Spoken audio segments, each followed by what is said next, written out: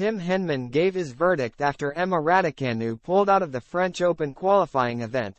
Tim Henman has had his say on Emma Raducanu's decision to skip French Open qualifying after she was snubbed for a main draw wildcard. The 21-year-old is focusing on training for the upcoming grass court swing instead, and Henman addressed her decision to prioritize her home tournaments over a Grand Slam. Raducanu's clay season came to a sudden end after a blistering start.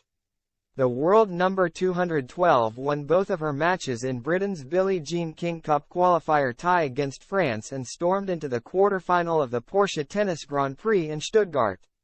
But she hasn't played since suffering a disappointing defeat to qualifier Maria Lourdes-Carrel in Madrid.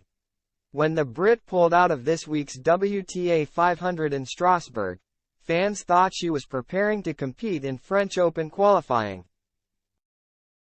But she withdrew from qualies over the weekend and said she would start preparing for the grass and hard courts.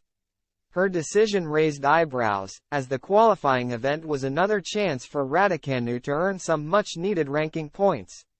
But Henman has now defended the former world number 10, rubbishing the idea that she was over-prioritizing. If she wants to move her focus onto the grass already and continue to work on her fitness, that's her prerogative. The retired British tennis star told the Daily Mail, "Sometimes we can read a bit too much into these things." She played some great clay court tennis at the Billie Jean King Cup and in Stuttgart, but having said that, I think grass will suit her game even more. Henman also shut down suggestions that British players put too much focus on the grass swing. He added, "I don't think it's a question of over-prioritizing.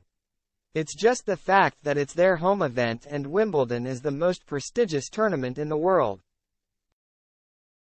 Also, British players, because they have played on grass more than their foreign competitors, they do have a bit of an advantage."